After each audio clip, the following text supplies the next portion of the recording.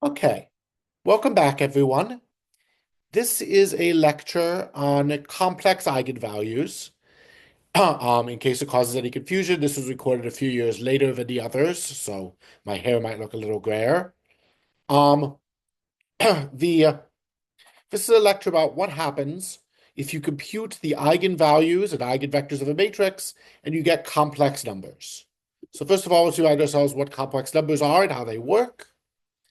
Complex numbers look like a plus bi, where a and b are real numbers and I is a square root of -1. Adding them is really simple. We just add the real parts to get the real part of the sum, and we add the imaginary parts to get the imaginary part of the sum.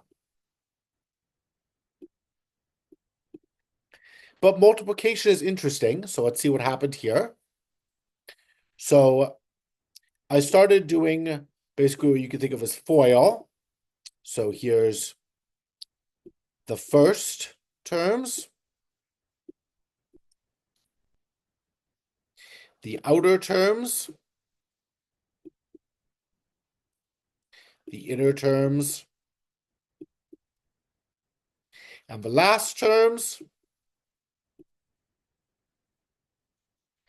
Then I remembered that I squared is -1. And finally, I regrouped everything. So the real part comes out to be A1, A2 minus B1, B2. And the imaginary part comes out to be A1, B2 plus A2, B1. Okay, so here's how complex numbers add, and here's how they multiply.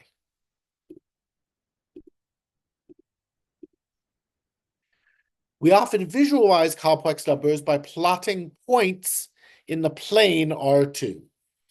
So here's the complex number 1 plus I. It has real part 1 and imaginary part 1, so I've plotted it at 1, 1. Here's 2 plus I. The real part is 2. The imaginary part is 1. I've plotted it at 2, 1. If I add those two complex numbers, I get 1 plus I plus 2 plus I, that equals 3 plus 2I. And so you see I've plotted that in position 3, 2.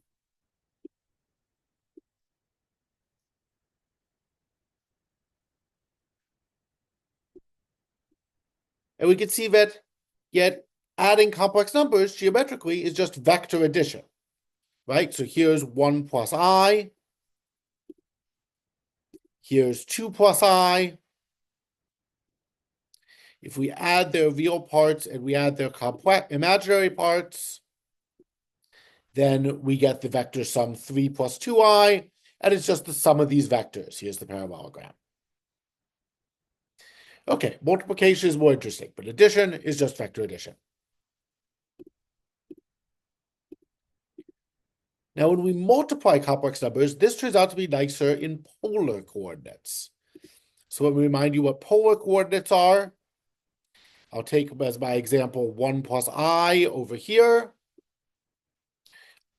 We think about the radius and the angle. So the radius here, r, is square root of 2.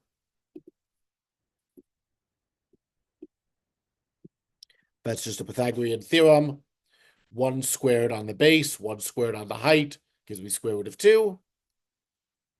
That 2 is a little hard to read. There you go.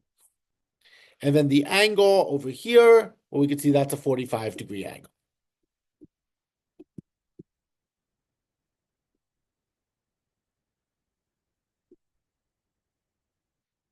And this computation down here, what it's saying is that if I multiply complex numbers, the radii multiply and the angles add.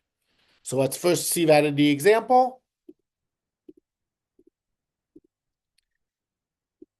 Here's another complex number, 2 plus I. It's out at radius square root 5, because this time my right triangle has a base of 2 and a height of 1. So my radius is root 5 now. And my angle Well, it's not a nice, neat number of degrees anymore, but we can compute it. It's the arctan of 1/2.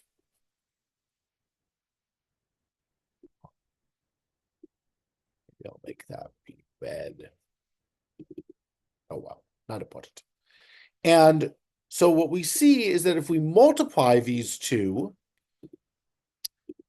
to get the product, which I've plotted up here,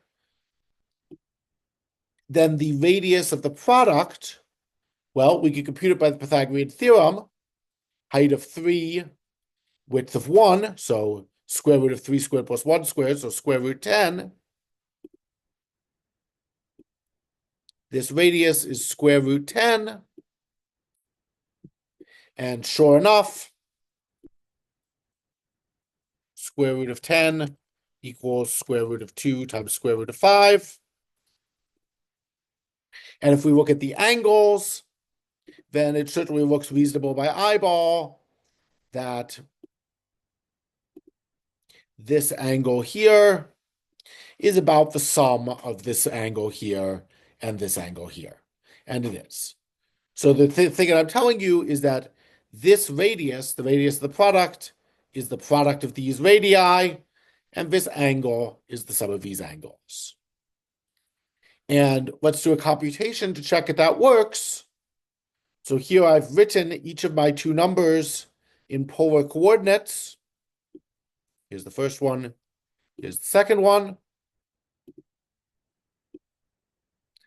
And then I've just pulled out the R1 and the R2 over on the side here. And I've multiplied out the cosine plus I sines using first, outer, inner, last, and regrouping like we saw before. And then I remembered my trigonometry formulas. This is the cosine sum formula.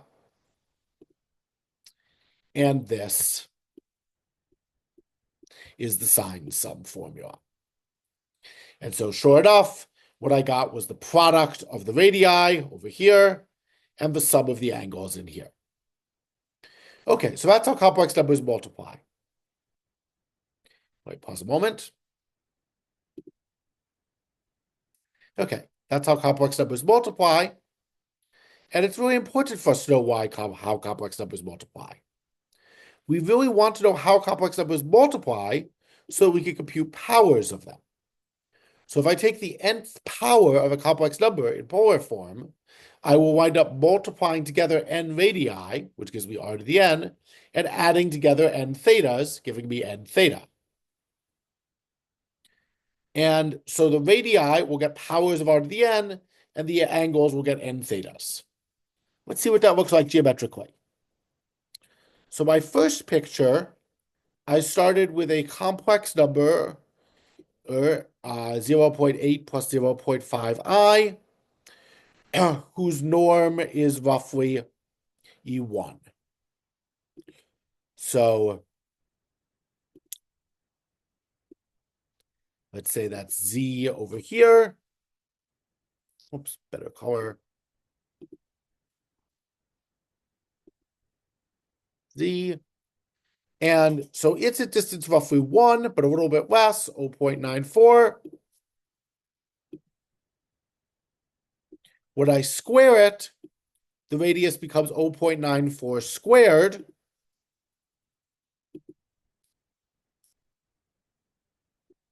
So that's about 0.90. If I square that again, I get a 0.94 cubed. That's about 0.85.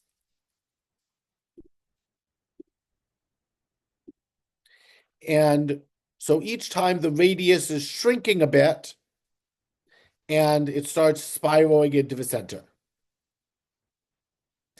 And on the other hand, each time the angle is adding a bit. So each time the angle is going one step more.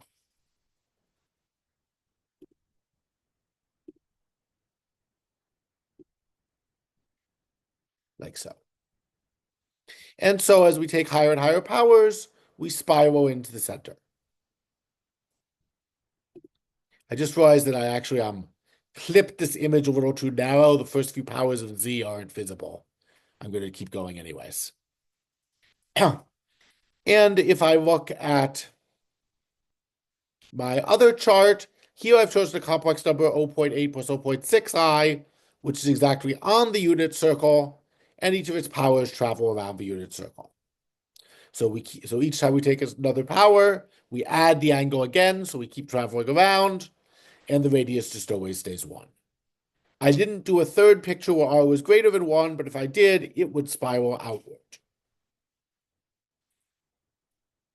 Okay, so when we take powers of complex numbers, if the radius is less than 1, it spirals in. If it's greater than 1, it spirals out. If the radius is exactly 1, then it goes around the circle. Okay, that's lots of complex number stuff. We are finally ready to get to matrices. So, if you compute the eigenvalues of a matrix, you can get complex numbers. So here's a matrix A. Here's the characteristic polynomial. 3 minus lambda times 3 minus lambda. That's 3 minus lambda squared. Minus 4 times negative 4. So negative, negative, that's positive. So we get a plus 16. We get lambda squared minus 6 lambda plus 25. If you compute the roots of that, you'll get 3 plus minus 4i. And so if we take powers of A, then whenever we take A to the n, the eigenvalues become lambda to the n. The eigenvalues of A to the n are 3 plus minus 4i to the n. Okay, and so you could do computations with these, all of the same algebra you're used to. You can still do with complex values. The last thing I want to talk about is visualizing results. But as far as algebra goes, you just do exactly the same algebra. Okay, so visualization. When you have a complex eigenvalue, you also get a complex eigenvector. So here I've computed the 3 plus 4i eigenvector for my example matrix. And it came out to be, so I have to take A minus lambda identity and compute the kernel. Algebra is exactly like we're used to. Here's the kernel of that matrix. 1, negative I. It has complex entries. So there isn't some real eigenvector for us to visualize anymore. However, there is a good way to visualize it, which is to take the real and the imaginary parts and visualize how they work together. So in our example, the real part of the vector I've drawn there is 1, 0. Real part of 1 is 1. Real part of negative I is 0. And the imaginary part is 0 minus 1. Right? The imaginary part of 1 is 0. The imaginary part of minus I is minus 1. And by looking at the real and imaginary part, we can visualize what's going on. So in general, let's say we have some n by n real matrix, which has a complex eigenvalue, p plus qi, and then we have a corresponding complex eigenvector, v. So each entry of v is a complex number.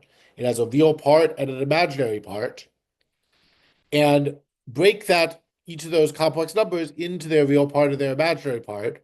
So I'm going to write v as x plus iy. So x is the vector of real parts, and y is the vector of imaginary parts. Okay, and what I've done here is I've written down the eigenvalue equation. So the eigenvalue equation says when I take A times this vector, I should get P plus Qi, the eigenvalue, times this vector. And then I've multiplied that out. Here's the real stuff. Here's the imaginary stuff.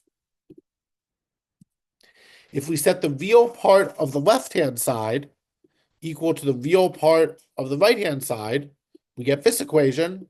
And if we set the imaginary parts equal, we get this equation. So here I've copied those two equations at the top of the next page because they're what I'm going to be working with. And now the imaginary numbers are gone again. Everything on this line is real vectors, real matrices. I'm going to let L be the two-dimensional plane spanned by x and y. And the formula above shows that A maps L to L. It takes x to a linear combination of x and y. And it takes y, excuse me, to a linear combination of x and y. So this two-plane is mapped to itself, and we can use xy as a basis of this two-plane to write down a matrix for A restricted to this two-plane. And, well, what is that matrix? Well, the first column always tells you what happens to the first basis vector, and the second column always tells you what happens to the second basis vector. So A acts on this two-plane by this matrix. A complex eigenvalue and complex eigenvector gives you a real two-plane where, in the basis coming from the eigenvector, you act by this matrix. And what is this matrix? This matrix is a dilation and a rotation. Going back to our geometric formulas from chapter 2. So whenever you have a complex eigenvalue, there is a real two-plane where you have dilation and rotation. And whoops, wrong way. And so if you take powers, if the norm of this complex number is less than 1, then the powers of A spiral inward, just like the powers of that complex number. If P plus Qi is greater than 1, then the powers of A spiral outward. And if P plus Qi equals 1, then you rotate that plane without growing or shrinking it. And if you look at chapter 7.5, they have lots of examples of how to apply that to analyze various mathematical models. Okay, and that was complex eigenvalues.